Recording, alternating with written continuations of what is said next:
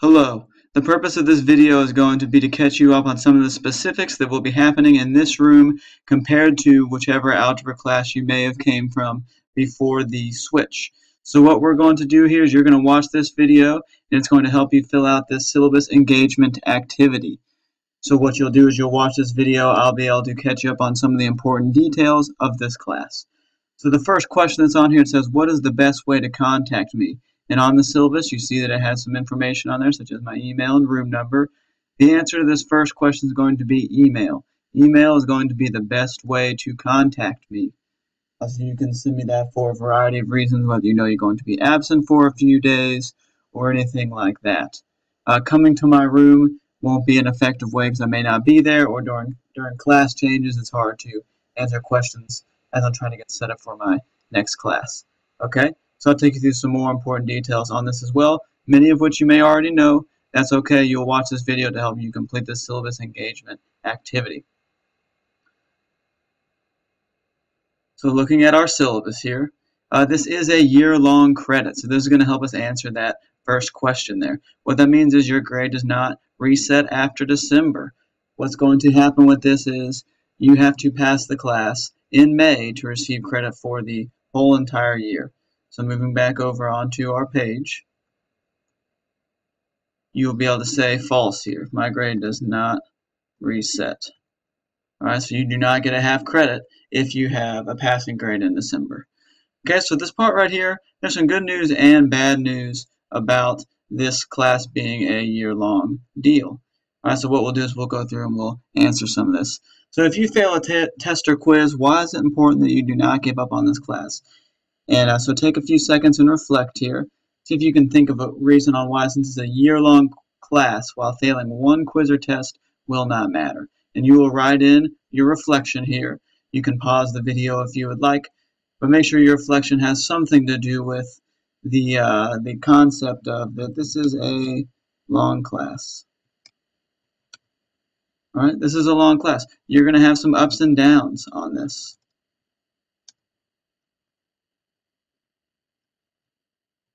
You may have some units and tests that you do really well on. You may have others that you find to be more difficult.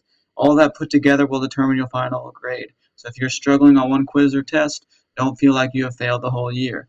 You're going to have to get back on track and continue to work again. All right, so that's some of the positives about this being a year-long course.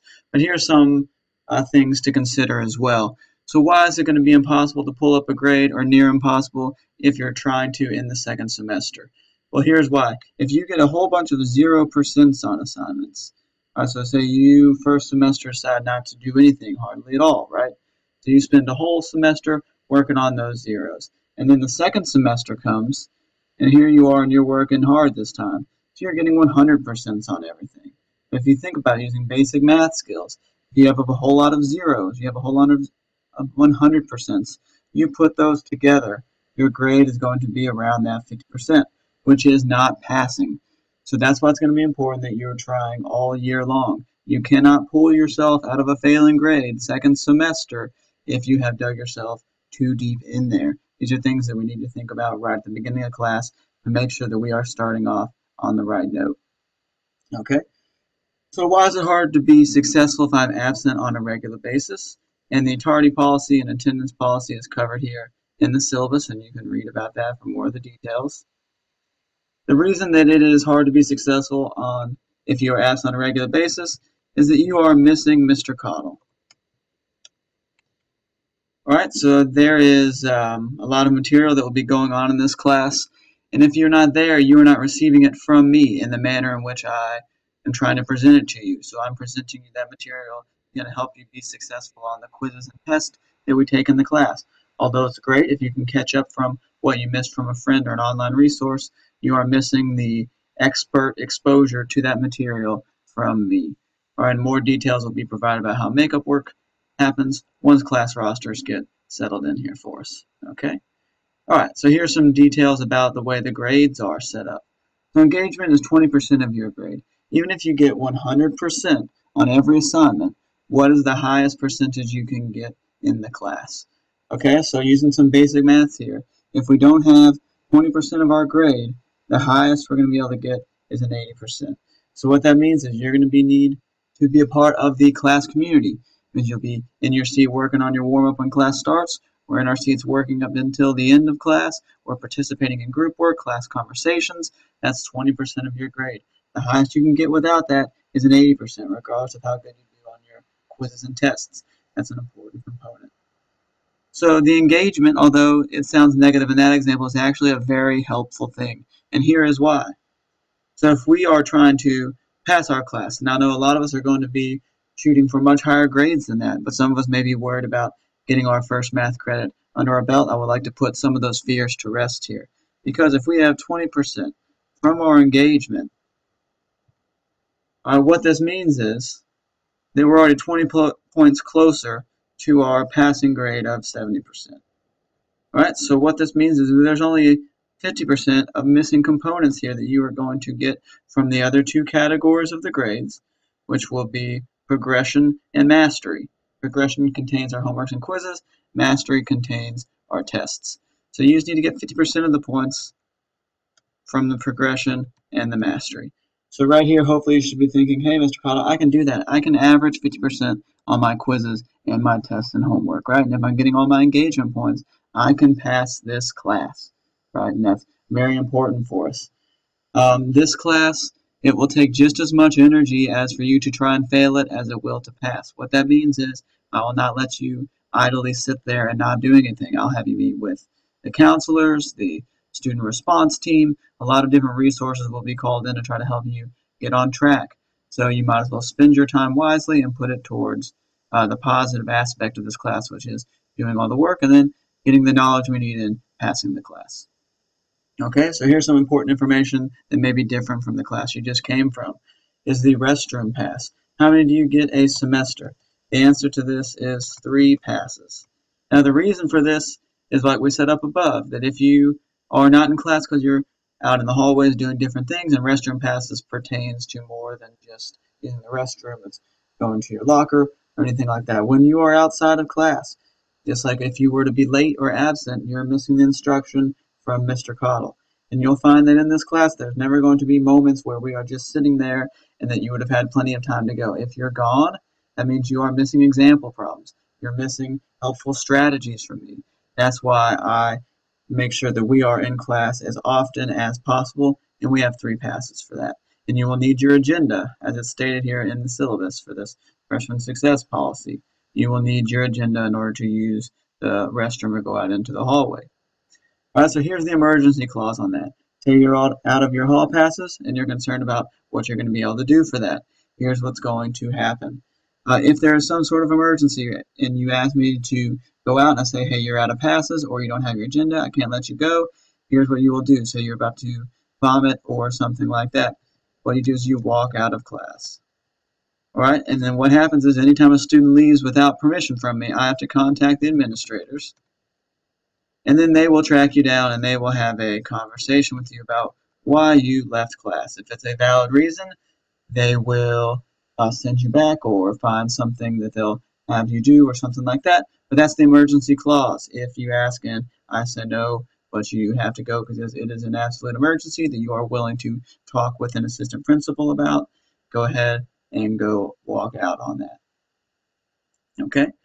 So supplies I need. If we are in honors, we will need a binder, and we said it has to be 1 1/2 inch or larger. And you will also need the 5 divider tabs, and those just divide our binders into different sections. They cost about $1. All right, if you are just in Algebra 1, you will need a composition notebook and a 2-pocket folder. Now those are the deciding components. You will still need all the different supplies that are listed down here on the supplies of the syllabus. Those are the 2 that are specific for the honors or the regular algebra class. Keeping in mind that that graphing calculator is optional but recommended. All right, now why? The reason for this why that we're filling in on our pages, we will use them often. That's going to be an important component of our class. It'll be a part of those engagement points. Now, homework for this class, what's going to be the biggest game changer? That's going to be the daily homework videos. All right, if you are watching this video, you see some of the power of that these videos can have. It's me giving you extra instruction outside of class, and the homework videos will apply directly towards our homework problems. That way there's not an excuse to have no homework completed. You will always have the resources to at least get started on it, right? And it'll be me going over a couple of the homework problems. Okay? How do I gain access to the homework videos? That's going to be the website that's listed at the top of the page.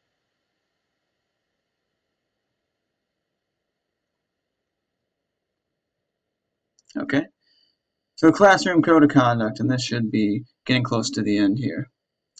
There's assigned seats. How low is Mr. Call's tolerance for students not sitting in their assigned seats? What this is asking is, will I put up with it? Will I deal with you sitting in a spot that's not your own?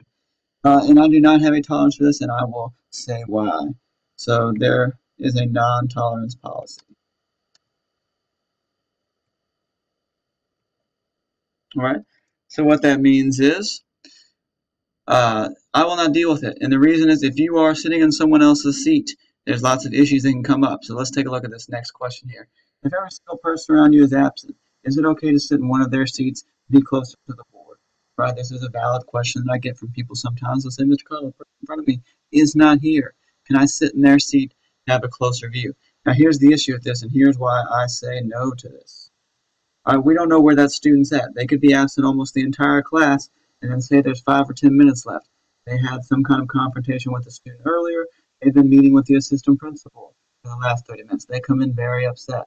When they enter in class, they're going to want to come to their seat and sit in it. If they find someone else there, they're not going to be very happy. They're going to respond in a negative way. This can cause additional confrontations. Right? This is something that we don't know if it could happen or not. Like I said, a student could be gone almost the entire class and then show up with a few minutes left, and they have the right to be in their assigned seat. So it's not okay to sit in someone else's seat, even if you're trying to get closer to the board or for a better reason. And so for this, should you even ask me to sit in someone else's seat? No, because I don't know where they're at either, unless I've been specifically told. So just go ahead and not ask. If you have some seating issues, right, say I create a new seating chart, and there's some kind of special request you have for it. Say you haven't got along with the person you sit next to since 2nd grade. That's some information I might need to know. You can respectfully tell me after class, and I'll be able to consider your request to perhaps get you to a different spot. And that's what the tables and charts at the front of the class. There's some flex spots for us. You can get your glasses one day. That day you need a spot to go and sit and be away from others. Those are some spots that we can do that for. That's what they are for. Just let me know that in a respectful manner without shouting out. Okay? Also, be a part of the team. Don't be disrespectful to a teacher or classmate. I promise you that we'll have more enjoyment following the expectations here that I set forth than any amount of trouble that you can try to create on your own. The more strong we are with doing class activities together, the more I'll be able to plan for us, right? Because I'll know that we can execute those successfully, right? But if we try to start causing some of our own fun by being disrespectful to others, all of a sudden we'll find some of the rules get tightened down on us, and we're not getting to bond and be a strong team that's going to be all moving in the same direction as well, unless we're following those expectations. All right, so since this is a video here, I will not be able to show you the YouTube video that I showed the class when I did this. To reflect on, why does Mr. Cottle hold me to a high standard? He wants us to use 4 sentences here. Just think about back through of why maybe I have a lot of these expectations. It could be something like, Mr. Cottle holds me to a high standard because he structures his class in a way to help me be successful. And if I'm not participating in some of the things he has for me, I'm missing out on a lot of the essential information. Just something like that to think about the class. I'm looking forward to having you on my roster and going through the Algebra 1 material with you. If you have any questions about this page that you have been filling out and turned into me, let me know. And I look forward to seeing you in class. Thank you.